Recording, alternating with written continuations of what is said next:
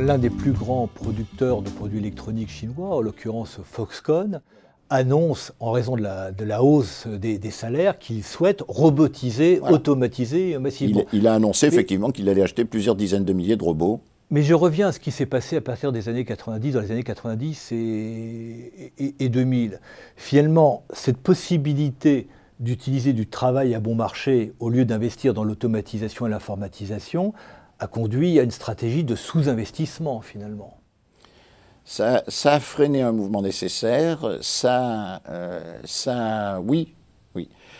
On peut dire d'ailleurs, oui, ce qui est dans la logique de cette évolution du système productif, c'est l'émergence d'une économie ultra-capitalistique.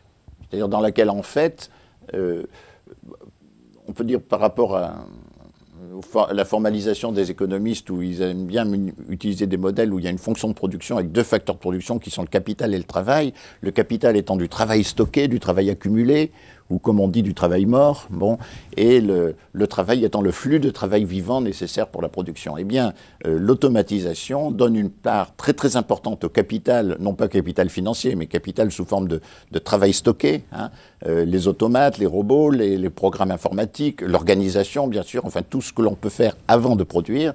Et puis, l'intervention du travail dans le flux de la production elle-même devient extrêmement minime puisqu'il se réduit à quelques supervisions et à de la maintenance.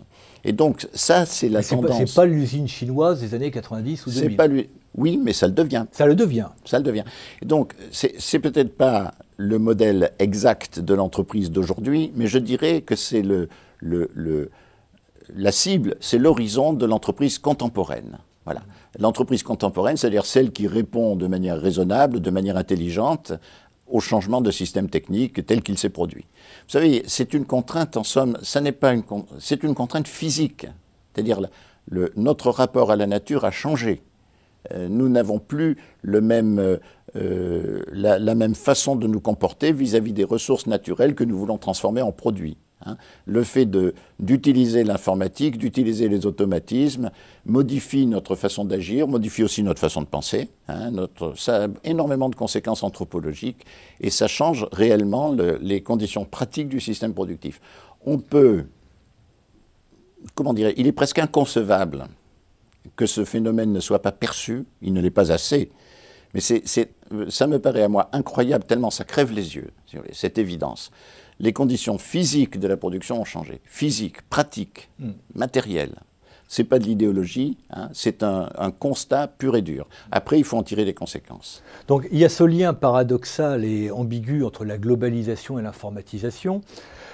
Mais une des conséquences de la globalisation, ça a été en quelque sorte une espèce de déterritorialisation de la production. On ne sait plus très bien où un produit est fabriqué. On ne sait plus très bien où est la valeur, comment est captée la valeur, comment est produite la valeur. Oui, alors il faut s'intéresser aussi à ce que sont devenus les produits. Hein.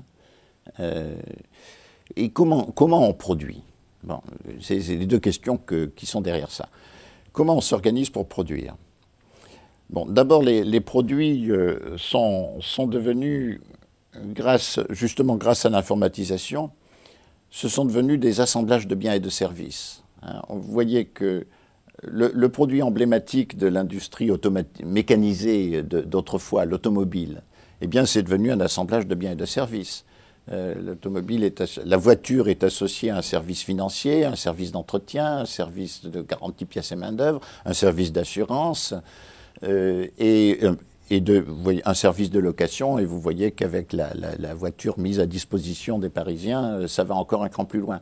Et donc l'automobile ne se sépare pas des services qui l'accompagnent. Si votre chef d'atelier est mal aimable, ben vous allez changer de marque de voiture. C'est quelque chose qui est... on ne peut plus dénouer les choses. Et ce qui permet d'assurer cet assemblage de biens et de services, c'est précisément le système d'information qui va mettre à la disposition des concessionnaires les outils qui leur permettent de passer des commandes de pièces détachées, qui permettent aussi de réaliser l'entretien des voitures, puisqu'il faut des logiciels pour tester les voitures. Ce que vous voulez dire, c'est qu'on est bien trop limitatif dans la conception qu'on a d'un produit industriel aujourd'hui. Ce n'est pas que l'aspect matériel du produit. Voilà. Ça va de la conception en amont, à tous les services après-vente, les services financiers. En fait, les services sont partout dans la production industrielle. Ils font partie du produit. C'est-à-dire le produit ne se sépare plus, hein, ne s'identifie plus à l'objet, comme ce verre, c'est un objet matériel, il me rend un service utile, qui est que je peux boire, c'est un service utile. Et ce qu'on demande au produit maintenant, c'est de rendre le service utile, comme le dit Philippe Moati avec sa théorie des effets utiles, que je trouve très, très féconde et très éclairante. Hein, ce qu'on attend du produit maintenant, c'est qu'il serve à quelque chose. Voilà. Donc on ne peut plus séparer d'un côté l'industrie manufacturière dure, les services de l'autre côté. Il y a aujourd'hui une sorte d'industrie servicielle. Industrie servicielle est une bonne expression. Et alors justement, cette complexité, cet enrichissement du produit, ça a des tas de conséquences pratiques à la fois sur la production et sur le rapport avec le client. Du côté de la production, l'élaboration de ces assemblages suppose un ensemble de compétences qu'il est difficile de faire assurer par une même entreprise. Et puis par ailleurs, il se trouve que comme l'activité est essentiellement capitalistique et que presque tout le coût de production a été dépensé avant qu'on ait vendu la première unité, le risque d'entreprise est extrêmement grand. Deux raisons qui militent pour qu'en fait la production soit découpée entre plusieurs entreprises fonctionnant comme un réseau de partenaires.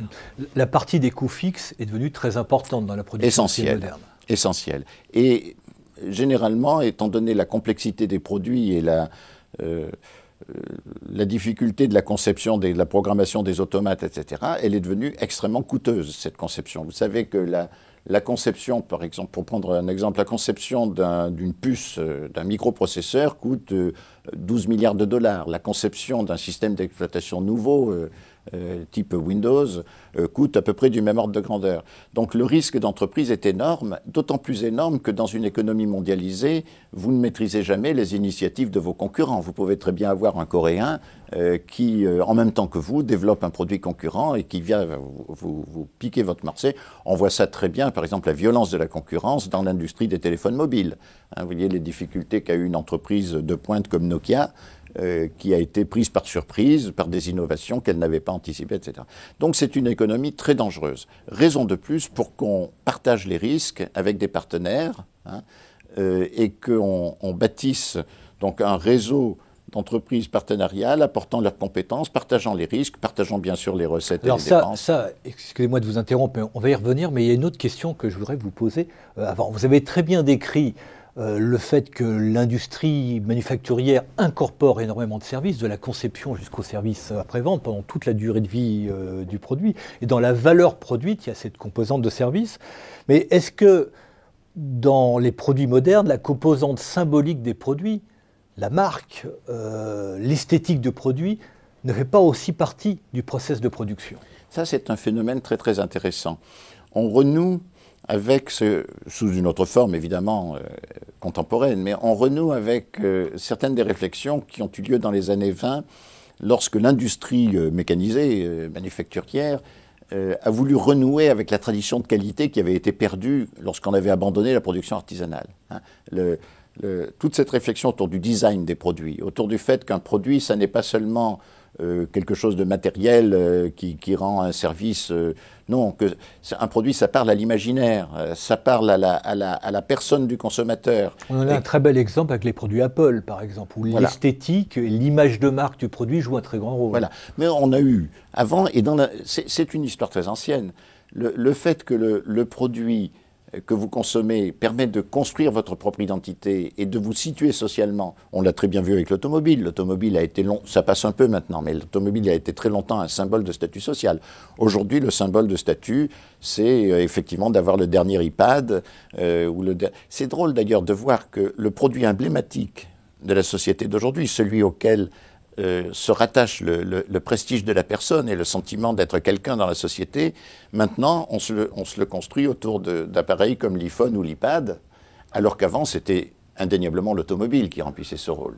Mais cela reste des produits nomades. L'automobile permettait de bouger et l'iPhone est le produit qui permet d'être chez soi partout. Oui, enfin, la maison aussi était un produit de prestige. hein, et elle ne bouge pas. Sédentaire. Oui, elle est sédentaire. Ceci dit, ce qui est plus important peut-être que le nomadisme et la mobilité, c'est l'ubiquité. C'est-à-dire le fait que ces produits donnent accès à un espace où la distance géographique n'existe pas. Hein, c'est-à-dire que où que vous soyez avec votre iPad et votre iPhone, vous pouvez entrer dans l'Internet et accéder à Wikipédia ou à votre messagerie ou autre, hein, dans cet espace où la dimension est nulle. Alors, nous avons vu que dans la fabrication d'un produit au XXIe siècle, la part de service, la part de la production immatérielle et symbolique est très très importante et finalement presque plus importante que la part de production matérielle. La conséquence, c'est lorsqu'on réfléchit en termes de compétitivité, on ne peut pas analyser la compétitivité d'un produit simplement en termes de compétitivité du coût de production matérielle. Qui n'est qu'une partie du coût de production du produit. Puis si le bien, qui est sa composante matérielle, n'est qu'une partie du produit parce qu'il est un assemblage de services avec le bien, donc effectivement le coût des services devient important et peut même devenir majoritaire. Donc en fait la part de coût de production matérielle avec une informatisation, une automatisation renforcée ne devrait que diminuer. Par contre, il est difficile de faire baisser le coût des services qui est incorporé dans les produits. Alors là, pour le coup, l'informatisation arrive à la rescousse. L'informatisation permet d'automatiser les tâches physiques répétitives, mais aussi les tâches mentales. Vous savez qu'en ce moment, les lawyers américains ont un gros problème. Ils vont se retrouver massivement au chômage. Parce qu'une bonne part de leur activité intellectuelle, qui consistait à faire de la recherche de précédents dans la jurisprudence, en dépouillant une documentation papier, on voit ça dans les films d'ailleurs, des bibliothèques énormes de bouquins de jurisprudence, c'est automatisé maintenant. Et les automates trouvent la jurisprudence aussi efficacement et parfois de façon plus judicieuse que ne le faisaient les lawyers dans leur bureau.